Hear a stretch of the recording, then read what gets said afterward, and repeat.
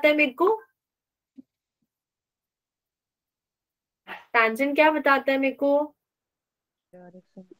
Direction बताता है, correct. तो हर पॉइंट पे अगर टैंजेंट बदलेगा तो डायरेक्शन बदलेगी। अब सबसे पहले हमने पोजीशन और टाइम का ग्राफ बनाया जो स्ट्रेट लाइन है।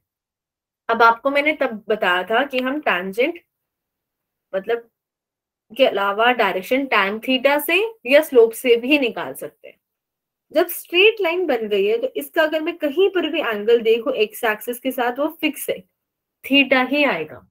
ये पॉइंट क्लियर है सबको? तो मतलब इसका स्लोप हो गया है, इसलिए स्लोप और टैन थीटा की वैल्यू कांस्टेंट हो गई। पर जो सेकंड वाला ग्राफ बनाया है जिसमें थोड़ा सा कर्व है, तो उस केस में कर्व के कारण हर पॉइंट पे थीटा बदल रहा है, तो टैन थीटा बदलता जा रहा है। तो क्या स्लोप सेम रहेगा यहाँ पे? No ma'am. नहीं, स्लोप यहाँ पे हर पॉइंट पे बदल जाएगा। अब जब स्लो का फॉर्मूला बताया था मैंने, तो मैंने बोला था y2 minus y1 upon x2 minus x1 कि change of y axis upon change of x axis. अब यहाँ पे y वाली एक्सिस पे क्या है? पोजीशन है ना? Yes ma'am. मतलब y एक्सिस का चेंज मतलब चेंज ऑफ पोजीशन, और x एक्सिस पे टाइम है तो मतलब चेंज ऑफ टाइम। तो स्लोप से हमें मिल रहा है change of position upon change of time, वो भी d लगा हुआ है। तो ये क्या दे रही है हमें? कौन सी वेलोसिटी दे रही है? एवरेज दे रही है या इंस्टेंटेनियस दे रही है? इंस्टेंटेनियस। इंस्टेंटेनियस दे रही है। यहाँ पे स्क्रीन पे भी लिखा हुआ है, थोड़ा ध्यान से उसको भी देख लो। तो अगर हमारे पास स्लोप हम कैलकुलेट कर रहे हैं तो उससे हमें इंस्टेंटेनियस वेलोसिटी मिलती है। दीक्षांत, आपको कोई डाउट है? तो फर्स्ट वाले केस में क्या है, क्योंकि स्लोप कांस्टेंट है तो इंस्टेंटेनियस की वेलोसिटी हर टाइम पे सेम ही आएगी, कि पूरे में सेम वेलोसिटी है। पर सेकंड वाले में क्योंकि स्लोप बदलता जा रहा है तो वेलोसिटी बदलती जाएगी। तो जब जब हमारे पास स्ट्रेट लाइन है तब स्लोप कांस्टेंट होगा। तो उसी के थ्रू अगर मेरे पास ये ग्राफ है तो इसमें कितनी स्ट्रेट लाइंस हैं? 3। 3 है। तो इसमें कितनी डिफरेंट वेलोसिटीज मिलेंगी? 3। सिर्फ 3 ही मिलेंगी। और एक वेलोसिटी मतलब यहां तक है, तब फिक्स वैल्यू हो गई। फिर उसने लाइन चेंज करी तो यहाँ पे फिक्स वैल्यू है, और फिर यहाँ पे तीसरी वैल्यू हो जाएगी। तो 3 अलग अलग एंगल मिल रहे हैं और 3 अलग अलग वेलोसिटीज। क्लियर है ये सबको?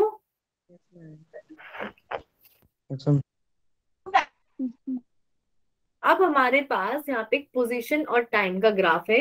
जब भी पोजीशन दे रखा होगा ना, इसका मतलब वो डिस्टेंस डिस्प्लेसमेंट भी आप अज्यूम कर सकते हो। पोजीशन टाइम ग्राफ है और एक्स एक्सिस पे टाइम है, वाई एक्सिस पे पोजीशन रिप्रेजेंटेड है। हमें एवरेज स्पीड बतानी है जब टाइम होगा 2 से 4 सेकेंड्स, और उसके बाद फिर फॉर 4 to 6 सेकेंड्स। फिर इंस्टेंट स्पीड बतानी है जब टाइम 1 सेकेंड है और 3 सेकेंड है। तो पहले बताओ इस ग्राफ में कितनी स्ट्रेट लाइन है? मैम 3। 3 स्ट्रेट लाइंस है। और अब पॉइंट्स बताओ कहाँ कहाँ पे वेलोसिटी चेंज होएगी अगर मैं टाइम से पूछूं तो? मैं 2 सेकंड। एक तो 2 सेकेंड पे चेंज होएगी, और मैम 4। करेक्ट 4 सेकेंड पे चेंज हो जाएगी। उससे पहले हमारे पास सेम वैल्यूज है।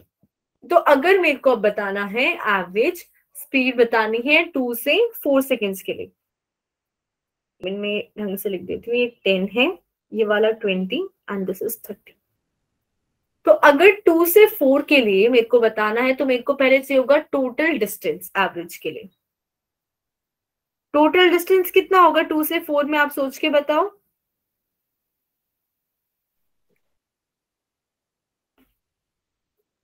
जब टाइम 2 से 4 हुआ है तो टोटल डिस्टेंस कितना होना चाहिए?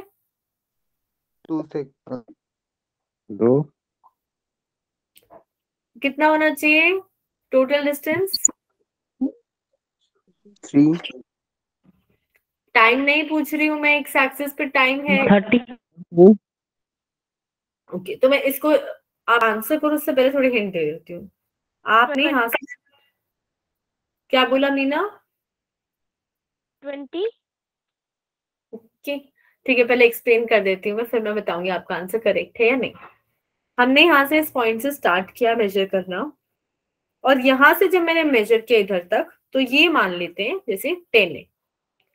उसके बाद जब हमने इस पॉइंट से फिर से मेजर किया दूसरे पॉइंट को, तो ये पूरा है 30। ये है पॉइंट ए और ये है पॉइंट बी। तो ए से बी तक हम कितना चले हैं?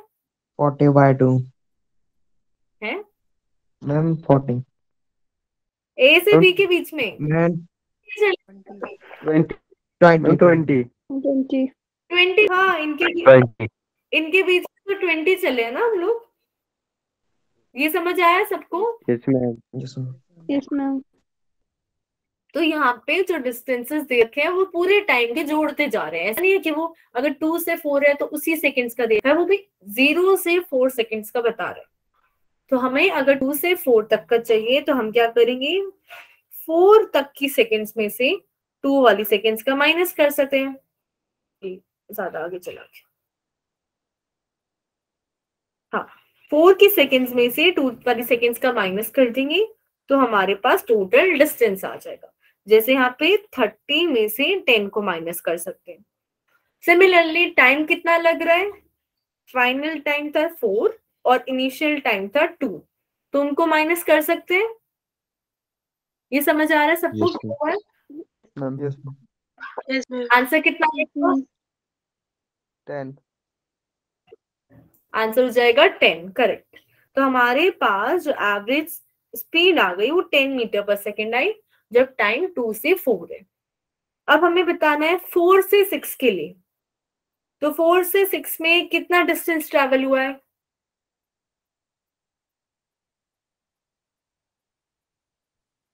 सोच के बताओ, ग्राफ देखो, 4 से 6 में कितना डिस्टेंस ट्रेवल हुआ है?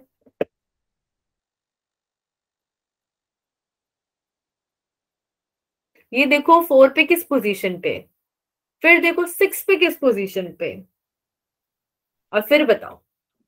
0 करेक्ट, 0। करेक्ट, 4 पे भी वो 30 पे ही था और 6 सेकेंड्स पे भी वो 30 पे ही था, मतलब वो हिला ही नहीं है वहां से। तो टोटल डिस्टेंस हो गया 0 और टाइम था 2 सेकेंड्स। पर 0 से जब हम डिवाइड करेंगे तो आंसर आ जाएगा 0। ये वाला पार्ट सबको समझ आया है? Yes ma'am. Yes ma'am. Okay, अब नेक्स्ट वाले पार्ट में हमें इंस्टेंटेनियस स्पीड बतानी है 1 सेकेंड पे, मतलब यहाँ पे। अब क्योंकि यहाँ से यहाँ तक इन दो पॉइंट्स के बीच में स्ट्रेट लाइन है, तो क्या स्पीड चेंज होएगी कहीं पर बीच में? No ma'am. तो स्पीड नहीं होगी। तो हम लोग क्या कर सकते हैं, हम स्लोप निकाल सकते हैं डायरेक्ट, और उससे अगर मैं कहीं पर भी कोई भी 2 पॉइंट लूं स्ट्रेट लाइन में, उनसे स्लोप निकालूं, वो भी वही सेम वैल्यू देगा, क्योंकि स्लोप कहीं चेंज हो ही नहीं रहा। तो जब हम स्लोप निकालते हैं ना, तो हम ऐसे पॉइंट्स लेते हैं जिनकी हमें वैल्यू 100% पता है। जैसे ये वाला सर्कल है, हमें पता है एक्स भी 0 है और टाइम भी 0 है। और फिर ये वाला सर्कल, इसके लिए हमें पता है टाइम कितना है इस वाले सर्कल के लिए? 10। टाइम 2 है और एक्स कितना है? 10 है। समझ आ रहा है या नहीं आ रहा सबको? इतना सब धीरे धीरे। ओके, तो जब हम लोग यहाँ पे इंस्टेंट स्पीड निकालेंगे तो फिर से स्लोप निकालते हैं फर्स्ट वाले केस में। तो फाइनल पॉइंट है 10 और स्टार्टिंग पॉइंट वाई एक्सिस पे बना हुआ है 0, और इन्हीं के लिए जो टाइम है वो लेंगे। तो 10 जब मीटर था तो टाइम कितना था? 2 था। और जब 0 मीटर था तो टाइम 0 0। तो इससे हमारे पास इंस्टेंटेनियस स्पीड आ गई 5 मीटर पर सेकेंड। अब बताओ 3 सेकेंड्स पे जब हमें निकालनी है इस वाले पॉइंट पे, तो कितनी इंस्टेंटेनियस स्पीड होगी? 20 तो नहीं होगी, जितना इस लाइन का स्लोप है उसके इक्वल होगी। Yes ma'am. अब वो सोच के बताओ वो स्लोप 30 कैलकुलेटेड है। इस लाइन का स्लोप हम शायद पहले ही निकाल चुके हैं।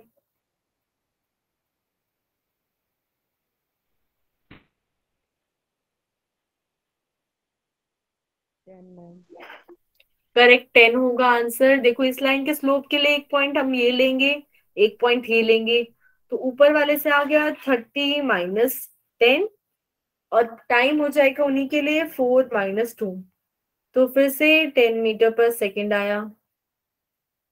ये समझ आया सबको कैसे किया है? Yes ma'am. तो आप यस मैम। ओके, तो आप ये देख सकते हो जब हमारे पास स्ट्रेट लाइन थी तो जो एवरेज स्पीड आ रही है वही इंस्टेंटेनियस है, चाहे आप कोई भी टाइम पे ले लो उस स्ट्रेट लाइन पे। अगर वो 3.1 के लिए भी पूछता तो भी यही सेम वैल्यू आती। क्लियर है सबको ये? Yes ma'am. Yes. अब यहाँ पे यूनिफॉर्म और नॉन यूनिफॉर्म मोशन के लिए ग्राफ है, तो उसको पहले समझते हैं। यहाँ पे जैसे पोजीशन और टाइम का ग्राफ है, तो अगर मैं ये क्या कह रहा है कि सपोज मेरा टाइम पहले हुआ 2 सेकेंड्स, फिर टाइम में मैं आगे बढ़ी 4 सेकेंड्स और फिर 6, और जब पहली 2 सेकेंड मूव करा तो हम गए 10 पर, अगली 2 सेकेंड्स के लिए हम लोग गए 20 पर, फिर उससे अगली 2 के लिए हम गए 30 पर। तो हर 2 सेकेंड में हम कितना मूव कर रहे हैं बताओ? हर 2 सेकेंड में 10 मीटर कर रहे हैं। Yes ma'am. मतलब टाइम अगर जब हम सेम अमाउंट से चेंज कर रहे हैं तो पोजीशन भी सेम ही अमाउंट से चेंज हो रही है। ऐसे मोशन को कहते हैं uniform motion, when a body changes it position with equal amount with equal interval of time. ये जब टाइम बराबर चेंज हो रहा है तो पोजीशन भी बराबर ही चेंज होगी, कोई फर्क नहीं होगा।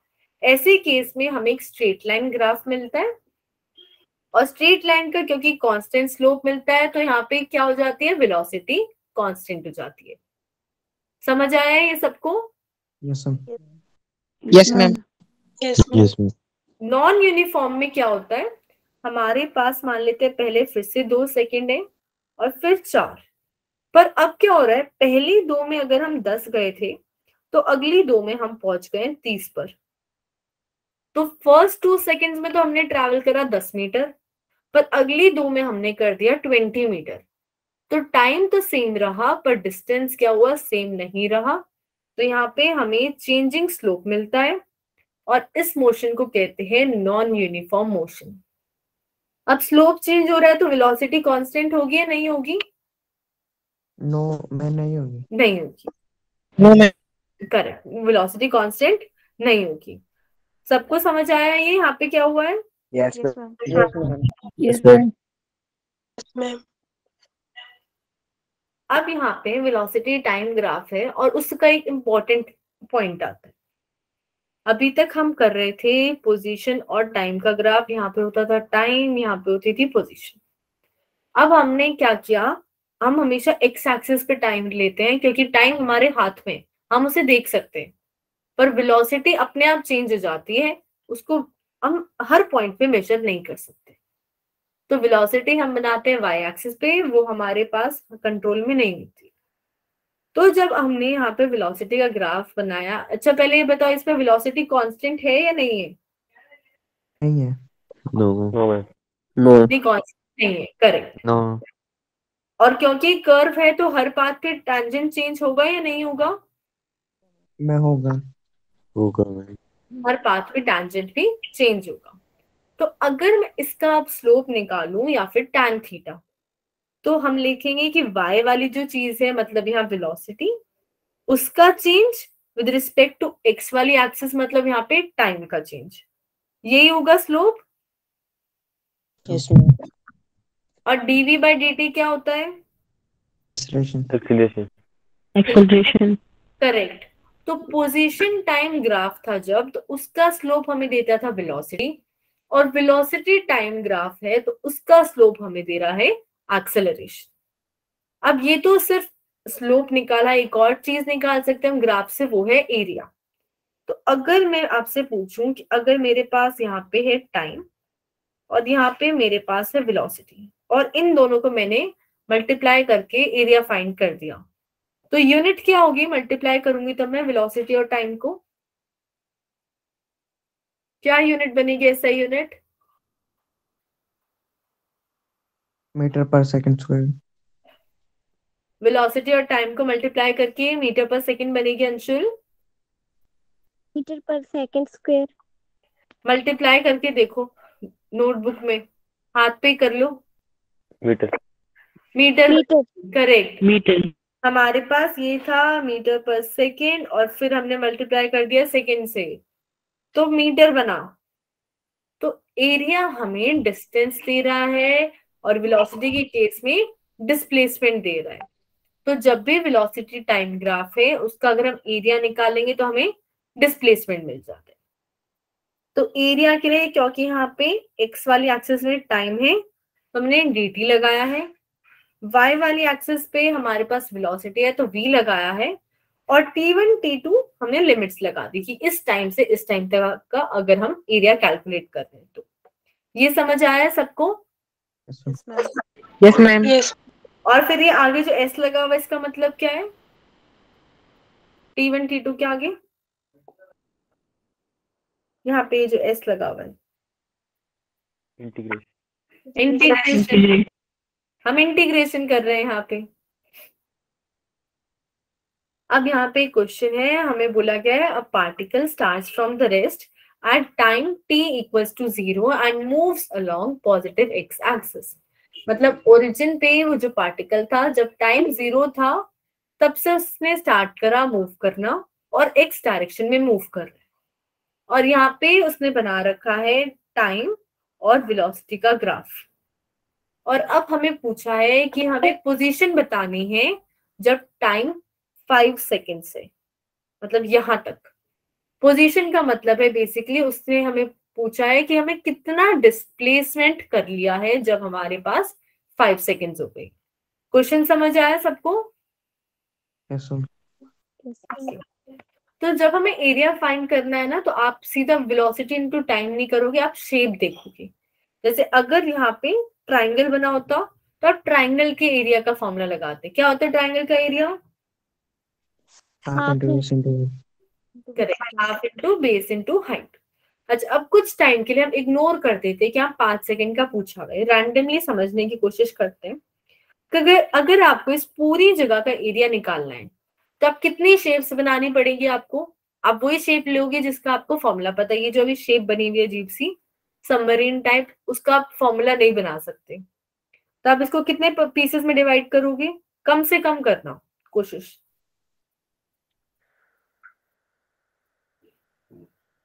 हम 2 में कर सकते 2 में कर सकते हैं, जेसिका बोल रही है। 2 में कैसे करोगे जेसिका?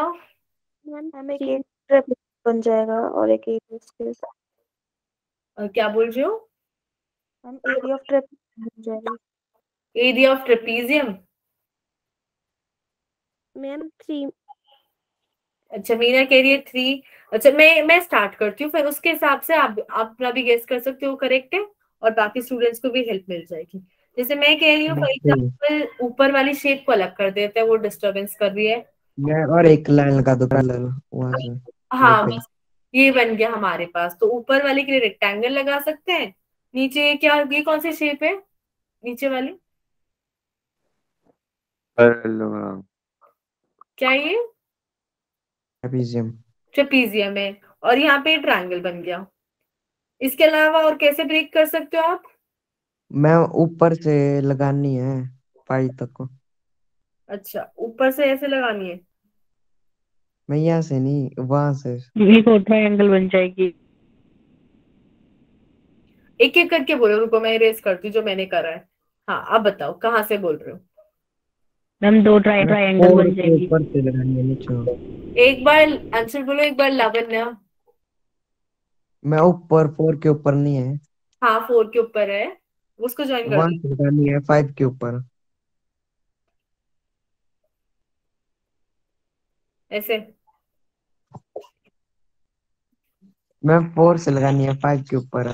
मतलब पैरेललोग्राम बन जाए, एक साइड ट्रेपेजियम। Yes ma'am. ऐसे। अच्छा, यस मैम। तो ये वाला आपने पैरेललोग्राम बनाया और ये वाला ट्रेपेजियम, यस मैम। और ऊपर क्या है?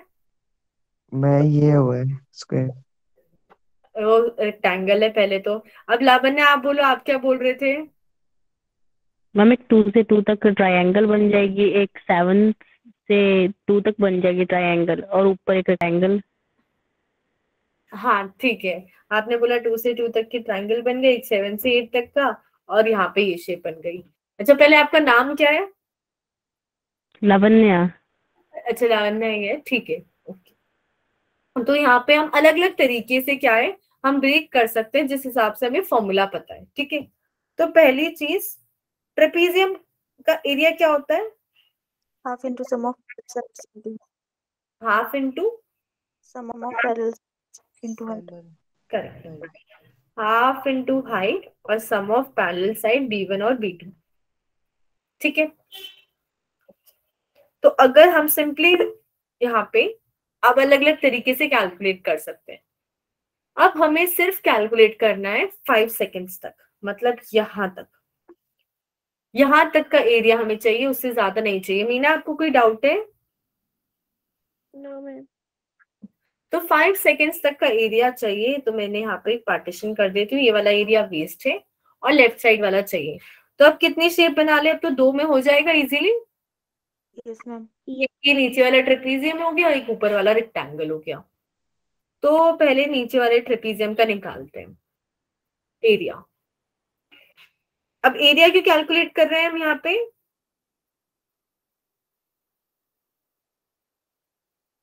वेलोसिटी टाइम ग्राफ है, वेलोसिटी और टाइम को मल्टीप्लाई करेंगे तो हमें डिस्प्लेसमेंट मिल जाएगा, इसलिए एरिया निकाल रहे हैं। ट्रेपेजियम के फॉर्मूले में जो हाइट होती है, इस शेप को देखकर कोई बता सकता है हाइट कितनी हो जाएगी? Ma'am, 3. ट्रेपेजियम यहाँ तक है, उससे ऊपर नहीं है। मैम 2। हाइट हो जाएगी 2, करेक्ट। यहां से यहां तक है ट्रेपेजियम की हाइट, तो हमने हाइट लिख दी 2। अब ये मेरा बेस 1 है, तो बेस 1 की वैल्यू कितनी हो जाएगी? 5 5। और बेस 2 की 3 3 हो जाएगी, करेक्ट। तो यहां से मेरे पास एरिया कितना आया? 8। अब ऊपर भी एक शेप बच गई है, वो क्या है? Rectangle. ये स्क्वायर है, एक्चुअली बना हुआ रेक्टेंगल है पर ये है स्क्वायर। यहां से यहां तक का क्या है? अगर रेक्टेंगल का फॉर्मूला लगाते हैं, चलो लेंथ इनटू ब्रेथ। लेंथ कितनी हो गई हमारी जो मैंने शेड करी है? 1 और ब्रेथ 1। ठीक है, तो यहाँ से आ गया 1। तो टोटल एरिया जो आएगा वो इन दोनों को ऐड करके आएगा और आ गया 9। और क्योंकि हमारे पास वेलोसिटी मीटर पर सेकंड में थी, टाइम सेकंड्स में था, तो इसकी यूनिट क्या होगी? 9 क्या? मीटर। तो ये हमारे पास फाइनल पोजीशन आ गई पार्टिकल की, जब टाइम 5 सेकेंड्स हो चुका है। ठीक है, क्लियर है सबको ये? Yes, ma'am. अब अगर पूरी शेप का पूछा होता तो आप उसका भी एरिया कैलकुलेट कर सकते हो। बस ऐसी शेप्स लेना जिसका आपको फॉर्मूला ढंग से पता हो, चाहे आप 10 ले लो पर फॉर्मूला सही लगाना। अब हमारे पास आता है एवरेज एक्सेलरेशन। वहां पे स्लाइड क्रैश कर जाएगी। हाँ, तो एवरेज एक्सेलरेशन का मतलब कोई एक्सप्लेन कर सकता है? जब एवरेज वेलोसिटी भी पढ़ ली है, एवरेज स्पीड भी पढ़ ली है, कोई गेस कर सकता है एवरेज एक्सेलरेशन? बोलो, चेंज है total velocity upon total time taken. Total velocity upon total time, या फिर जैसे ललित कह रहा है change in velocity upon change in time, की फाइनल कितनी थी, इनिशियल कितनी थी। और ऐसे ही जब हमें बताना है इंस्टेंटेनियस एक्सेलरेशन, तो इंस्टेंटेनियस एक्सेलरेशन का क्या मतलब होगा?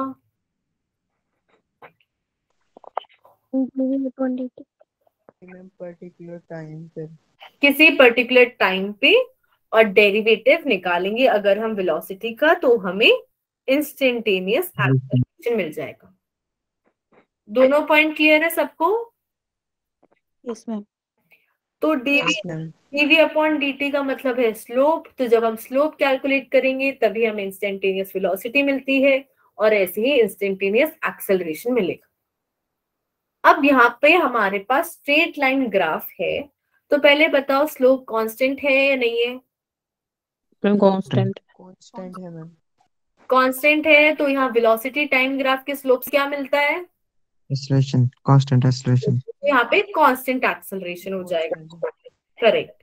तो अगर एवरेज निकालना है तो मैं यहाँ पे डायरेक्टली स्लोप से निकाल सकती हूँ। कार्तिक बोलो।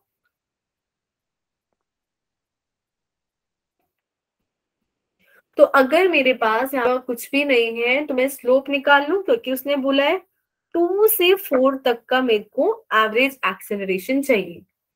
तो हम देखते हैं 2 से 4 में कितनी वेलोसिटी चेंज हो रही है। v2 minus v1 upon t2 minus t1।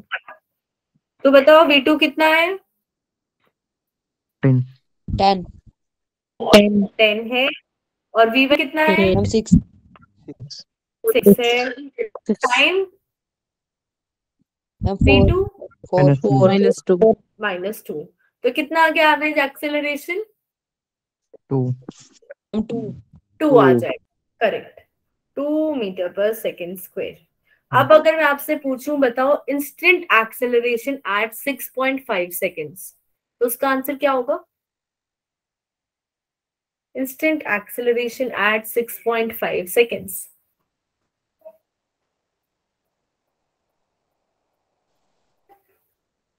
कितना होना चाहिए?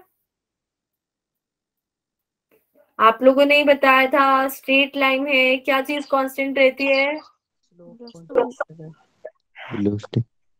एक्सेलरेशन। वेलोसिटी तो दिख ही रही है, वेलोसिटी टाइम ग्राफ के स्लोप से एक्सेलरेशन कांस्टेंट है। तो पूरी लाइन पे आप किसी भी टाइम पे देखोगे आपको यही वैल्यू मिलेगी, 2 मीटर पर सेकेंड स्क्वायर। समझ आया सबको? Yes ma'am.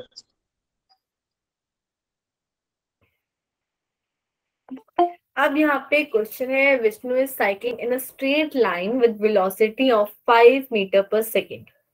मतलब विष्णु साइकिलिंग कर रहा था और उसकी वेलोसिटी थी पहले 5 मीटर पर सेकेंड। फिर जब टाइम 0 था उसके बाद क्या हुआ, हवा चलने लगी और उसको एक्सेलरेशन मिल रही थी कुछ। और अब हमें बताना है उसकी वेलोसिटी क्या होगी जब हवा 9 सेकेंड तक चल रही थी।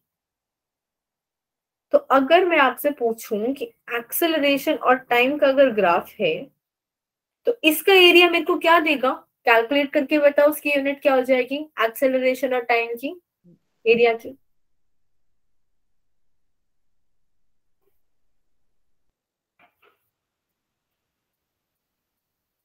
Metre per second. Metre per second. Correct, metre per second हो जाएगी। मीटर पर सेकंड किसकी यूनिट होती है? वेलोसिटी वेलोसिटी की। तो अगर एक्सेलरेशन और टाइम का ग्राफ है उसका एरिया निकालूंगी तो मेरे को वेलोसिटी मिलती है। तो यहाँ पे हमें वेलोसिटी निकालनी है, कितनी चेंज हुई 0 से 9 तक। अब जैसे हम लोग जब एरिया निकालते थे वेलोसिटी टाइम का तो उससे पता चलता था कितना डिस्प्लेसमेंट हो चुका है, जैसे यहाँ पे पता चल जाएगा कितनी वेलोसिटी चेंज हो चुकी है। तो सबसे पहले इस शेप का निकाल सकते हैं एरिया। ओके, तो पहले आप खुद ट्राई करो, फिर अगर नहीं होगा तो मैं फिर से सॉल्व करूंगी। मैं 1 मिनट का टाइम दे रही हूँ, बस इस शेप का निकालना है एरिया जिस पर टिक लगा है। ट्रेपीजियम है, फॉर्मूला भी लिख देती हूँ, हाफ इंटू हाइट और सम of parallel side.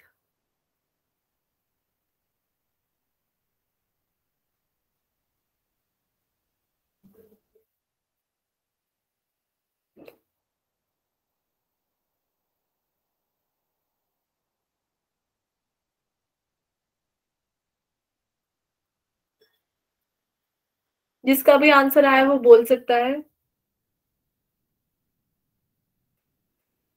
22 20 metre per second. Rohit आपने पूरी फिगर का बोल दिया ना आई थिंक। Yes ma'am. अब मैंने सिर्फ ट्रेपीजियम का पूछा है, उसके पीछे भी एक रीजन है। तो फर्स्ट वाली शेप का आएगा 20, चेक कर लेते हैं। जिन लोगों ने 22 पूरी फिगर का बोला आपकी कैलकुलेशन सही है, पर एक पार्ट में मिस्टेक है। मैम 20 है। 20 आएगा, उन्होंने 22 पूरी शेप का बोला है, मतलब ट्राइंगल का भी बोला है, नीचे जो है उसका भी ऐड करके।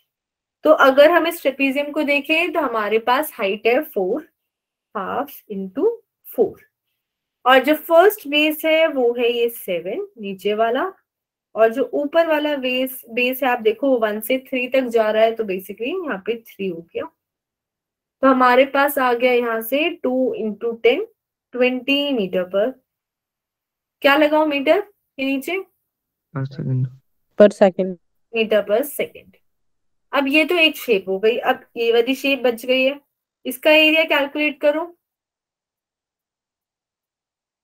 ये नीचे जो ट्रायंगल बन रहा है, half into base into height होता है,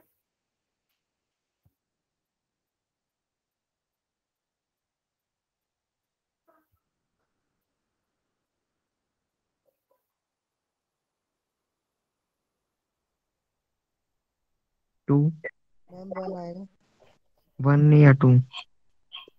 1 या 2। ये यहाँ पे हमारे -1। -1।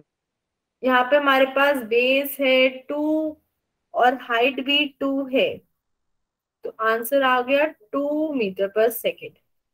अब इम्पोर्टेंट चीज क्या है, ये एक्सिस के नीचे बन रही है, इसलिए ये वाला एरिया नेगेटिव में होगा। जो एक्सिस के ऊपर होती है चीजें उन सबको पॉजिटिव लेते हैं और नीचे वाले को नेगेटिव में लेते हैं। तो जब हम टोटल वेलोसिटी बताएंगे तो वैसे तो ऐड होती है दोनों, जैसे यहाँ पे 20 थी उसमें हम ऐड करेंगे, 18। पर यहाँ पे क्योंकि ऐड करने वाली नेगेटिव डायरेक्शन में है तो -2 ऐड करेंगे, तो आंसर आएगा 18 मीटर पर सेकेंड। दूसरी चीज, हमारे पास स्टार्टिंग में ही वेलोसिटी 5 मीटर पर सेकेंड भी थी, तो टोटल वेलोसिटी कितनी हो जाएगी, 23। 18 plus 5 which is equal to 23 metre per second. समझ आया ये सबको? Yes ma'am. Yes Yes, ma'am. ma'am. Rohit, हाँ। दिनेश, जिन लोगों ने आंसर 22 किया था उनको ये क्लियर हो गया, नेगेटिव लेना एरिया? Yes ma'am. यस। अब आगे चलते हैं। यहाँ पे हमारे पास है पोजीशन वेक्टर दे रखा है 15t² i cap plus 4 minus 20t² j cap. हमें एक्सेलरेशन बताना है जब टाइम 1 है। पोजीशन का मतलब ये समझ लो आपको x दे रखा है और पूछा हुआ है एक्सेलरेशन। अब x जब हमें दे रखा है पोजीशन, इससे हम बना सकते हैं बस वेलोसिटी, और फिर वेलोसिटी से बना सकते हैं एक्सेलरेशन। ये सबको समझ आया? Yes Yes, ma'am. कैसे बनाएंगे Yes, ma'am. x velocity? x/t। dx upon dt, x upon t नहीं, डेरिवेटिव करेंगे तो हमें वेलोसिटी बन जाएगी। फिर वेलोसिटी का अगर हम डेरिवेटिव करेंगे तो हमें क्या मिलेगा, एक्सेलरेशन। Yes ma'am. तो सबसे पहले निकालते हैं वेलोसिटी। तो वेलोसिटी के टाइम पे यहाँ पे इंपॉर्टेंट है कि वेक्टर्स लगे हुए हैं, तो जब आप डेरिवेटिव करोगे यहाँ पे, तो याद रखना इन वेक्टर्स को नहीं हटाना, ये एज अ कांस्टेंट लगे रहेंगे। तो बताओ क्या आएगा डेरिवेटिव फर्स्ट पार्ट से? 30t 30t और उसके साथ आई कैप लग जाएगा। सेकेंड वाले पार्ट से -40 t। करेक्ट, -40t और जी कैप। इसमें किसी को डाउट है? No ma'am. बाकी स्टूडेंट्स बता दो, किसी को डाउट है? no ma'am No, ma'am. ठीक है। अब ये सिर्फ वेलोसिटी आई है, तो अब एक्सेलरेशन बताओ, इसका डेरिवेटिव करके क्या हो जाएगा? 30 i cap 30 i cap minus 40 j cap T का डेरिवेटिव 1 हो गया, तो 30 आई कैप माइनस 40 जे कैप। अब उसने बोला था कि हमें एक्सेलरेशन बताना है जब टाइम 1 है, तो मैं 1 को कहां पे पुट करूं? बताओ 1 को कहां पे पुट करना चाहिए? आई कैप और जे कैप वेक्टर्स हैं, उसमें वैल्यू नहीं पुट करते, वो बस ये बताता है ये एक्स डायरेक्शन में वाई डायरेक्शन में, उसमें कोई वैल्यू नहीं पुट कर सकता है।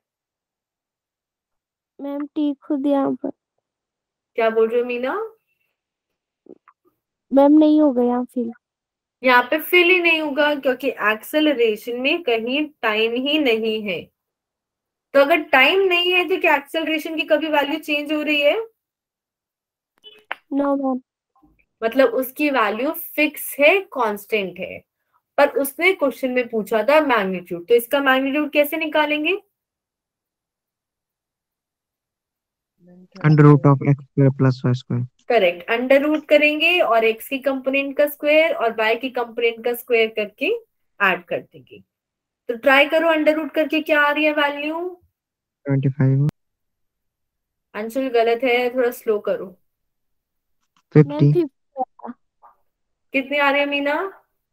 50 50 आ रही है। हाँ, जब हम 50 30 का करेक्ट, 50 आंसर सबका करेक्ट है। 30 का स्क्वायर करेंगे तो 900, 40 का स्क्वायर -40 का भी स्क्वायर करोगे तो पॉजिटिव, -1 का स्क्वायर +1, तो 1600 आया। इसका अंडर रूट करोगे तो अंडर रूट ऑफ 2500, जिससे हमें मिलेगा 50। क्लियर है सबको? और इसकी यूनिट क्या हो जाएगी? Second square. Metre per second square. अब अगर मैं पूछूं, बताओ acceleration at time equals to 5,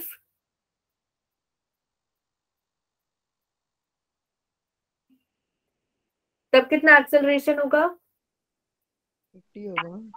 50 होगा। अभी तो बताया एक्सेलरेशन कांस्टेंट है, तो कोई भी टाइम हो सेम ही आंसर आएगा। अब यहाँ पे यूनिफॉर्म एक्सेलरेशन शो हो रखा है। यूनिफॉर्म एक्सेलरेशन का मतलब है जब बराबर अमाउंट के टाइम में बराबर वेलोसिटी चेंज हो रही है।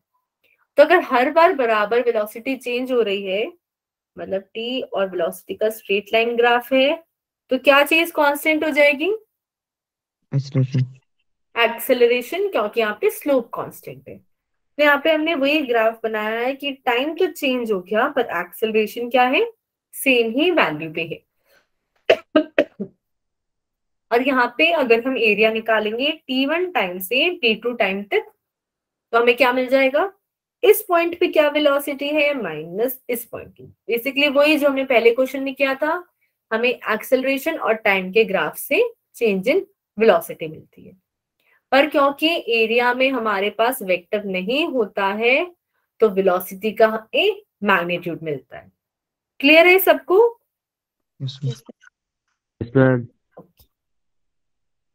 अब यहाँ पे कुछ ग्राफ्स हैं डिस्प्लेसमेंट टाइम के। तो सबसे इंपॉर्टेंट चीज है कि डिस्प्लेसमेंट टाइम का स्लोप हमें वेलोसिटी देता है।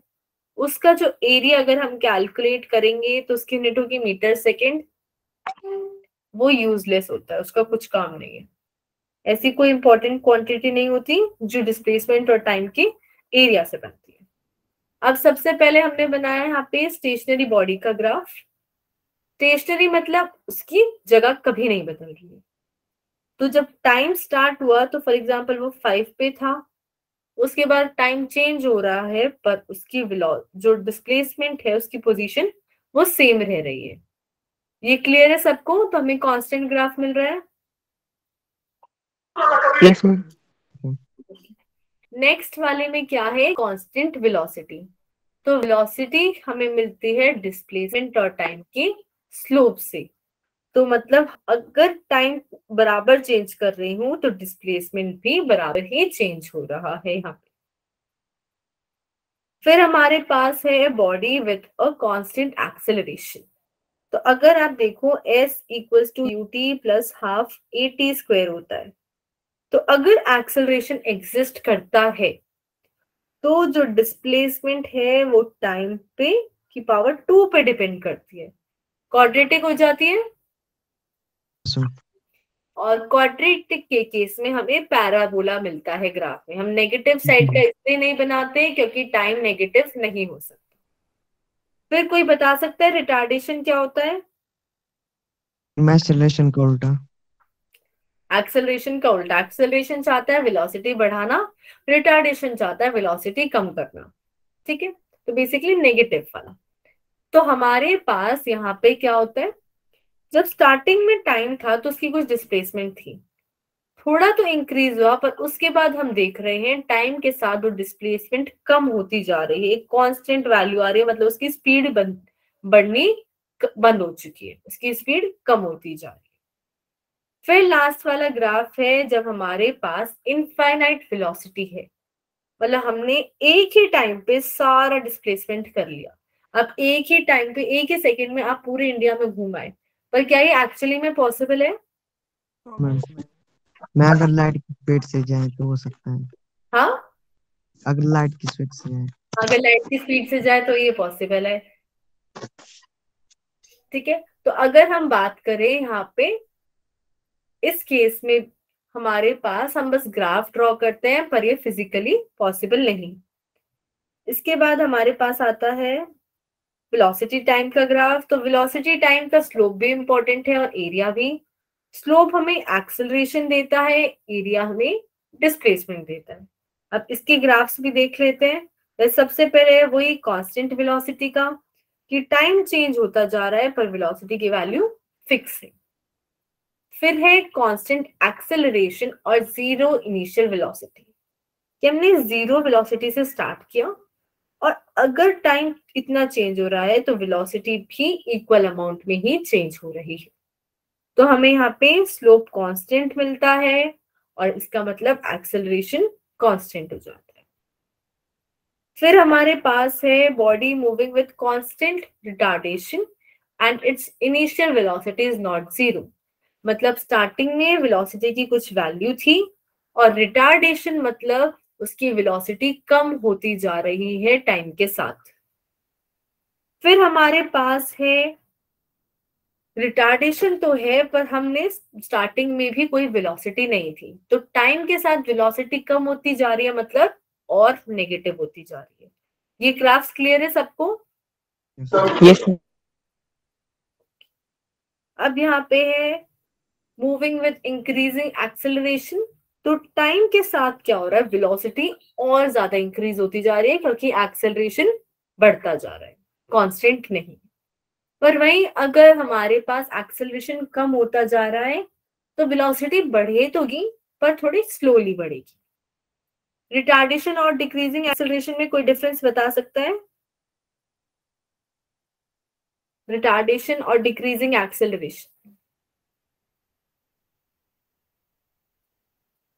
रिटार्डेशन चाहता है कि मैं वेलोसिटी को कम कर दूं। डिक्रीजिंग एक्सेलरेशन क्या होता है, वो चाहता तो है वेलोसिटी बढ़े पर थोड़ी बढ़े, उससे ज्यादा नहीं। ठीक है, वो उसके मतलब बढ़ाने की जो कैपेसिटी हो गई वो कम हो गई है। ये समझ आया आप सबको? Yes ma'am. फिर है एक्सेलरेशन टाइम का ग्राफ। तो इसका स्लोप हमें फिर से कुछ नहीं देता, वेस्ट क्वांटिटी होती है। एक्सेलरेशन अपॉन टाइम कहीं यूज नहीं होता, पर एरिया अगर हम निकालते हैं तो यूजफुल हो जाता है, वो हमें वेलोसिटी देता है। अब इसमें भी अगर हम देखें, सबसे पहले हमारे पास कांस्टेंट वाला ग्राफ, कि टाइम बदलता जा रहा है पर एक्सेलरेशन फिक्स है। फिर सेकेंड वाले केस में अगर हम इक्वल अमाउंट ऑफ टाइम ले रहे हैं तो एक्सेलरेशन भी इक्वली इंक्रीज होता है। यहाँ पे भी स्लोप क्या हो गया, कांस्टेंट। लास्ट वाले में हमारे पास है टाइम तो बढ़ता जा रहा है पर एक्सेलरेशन टाइम के साथ कम होता जा रहा है। सबको ये सारे ग्राफ्स क्लियर है? Yes ma'am. Yes ma'am. ये इक्वेशंस हम नेक्स्ट क्लास में करेंगे, ताकि ये काफी स्टूडेंट्स क्लियर भी कर गए हैं। तो अभी किसी को कोई डाउट है तो वो पूछ सकता है। No ma'am. किसी को कोई डाउट नहीं है?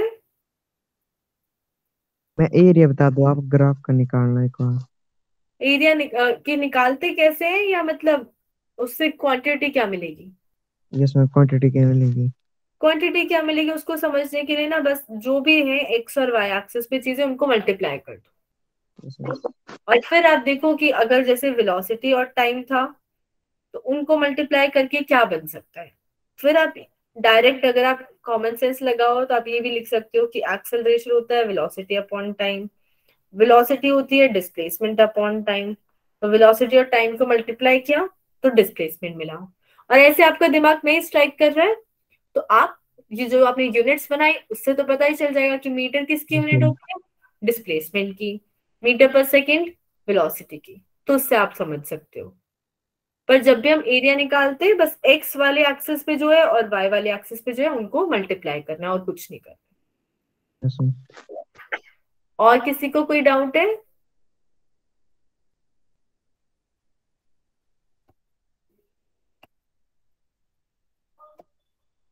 किसी को डाउट नहीं है अभी? No ma'am. No ma'am. Okay, तो फिर वो जो असाइनमेंट के क्वेश्चन थे वो सबको ट्राई करके लाने हैं कल। और आपको नोटिफिकेशन मिल गई है ना आपके एग्जाम की? 15th को एग्जाम है आपका। Yes ma'am. ठीक है, तो आपकी कोई और क्लास है तो आप ज्वाइन कर सकते हो अगर किसी को डाउट नहीं है। Okay ma'am, bye ma'am. Bye bye everyone, good night. Good night ma'am.